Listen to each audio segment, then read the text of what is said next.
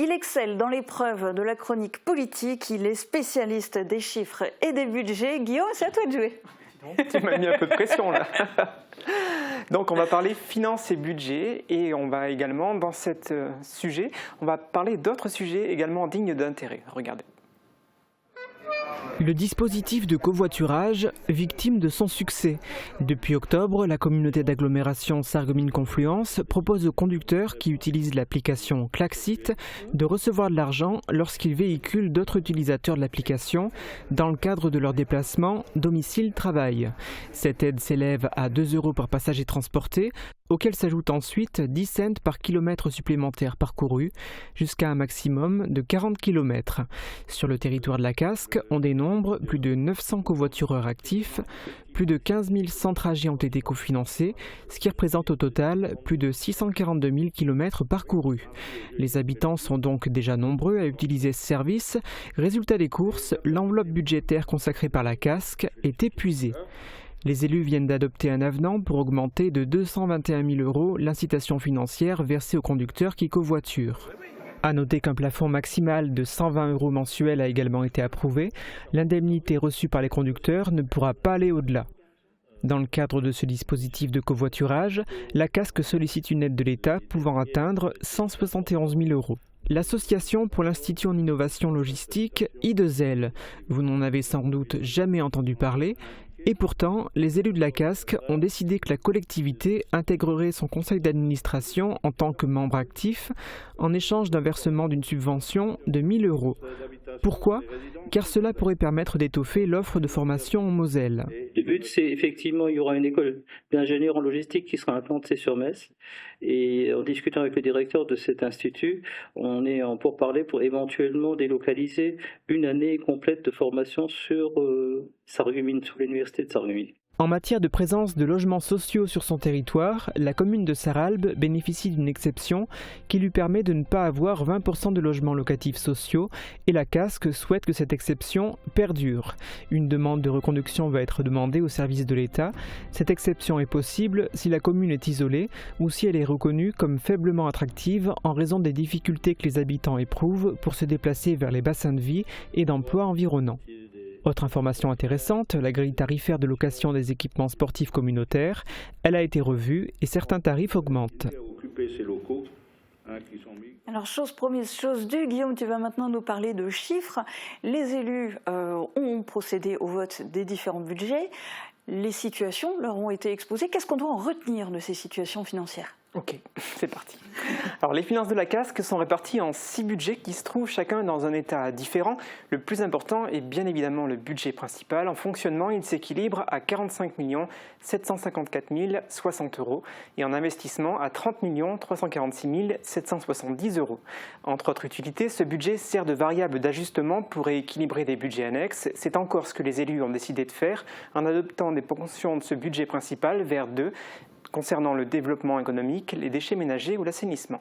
Alors, est-ce que ça suffit justement pour équilibrer ces budgets ? Alors non, il y a un budget pour lequel les élus vont demander aux consommateurs de mettre la main au portefeuille. Il s'agit de celui consacré à l'assainissement.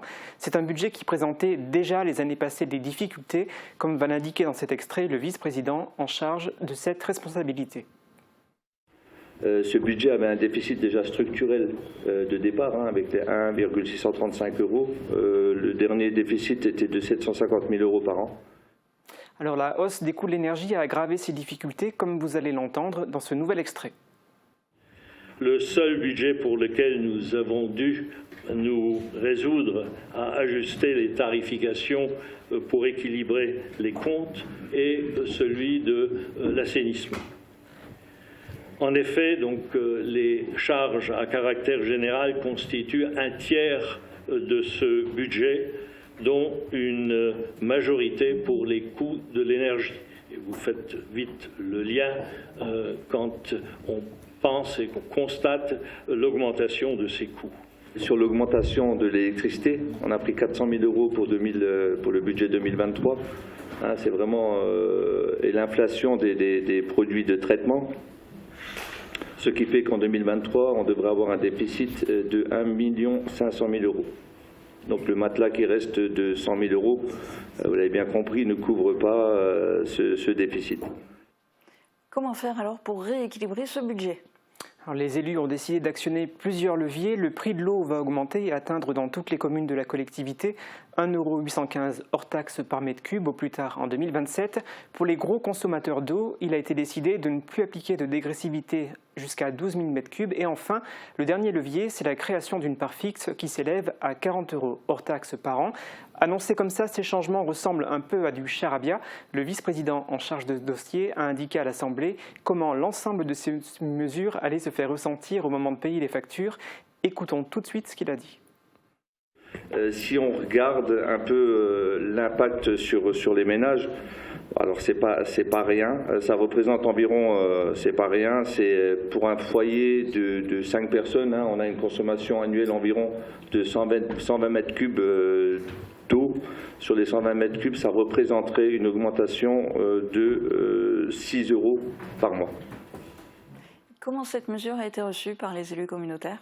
Alors, il n'y a que le maire de Bliesbruck qui est intervenu. Pour lui, l'augmentation de l'assainissement est trop importante. Vous allez également pouvoir entendre sa réaction dans l'extrait qui va suivre. Un foyer qui utilise 100 mètres cubes d'eau, l'augmentation par mètre cube hors taxe est de 58 centimes. C'est-à-dire que ça fait quand même un peu d'argent. Ça fait quoi ? Jean-Luc Lutz s'est abstenu au moment du vote. Tous les autres élus communautaires ont voté en faveur de ces changements concernant la redevance assainissement. Alors j'imagine aussi que les votes des différents budgets ont permis de faire le point sur les investissements pour 2023. Est-ce que tu peux nous faire un peu le topo ? Oui.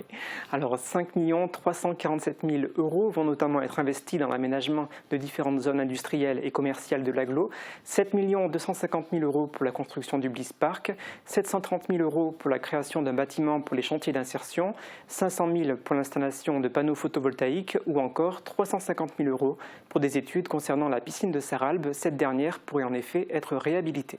Eh bien, merci beaucoup Guillaume pour toutes ces informations.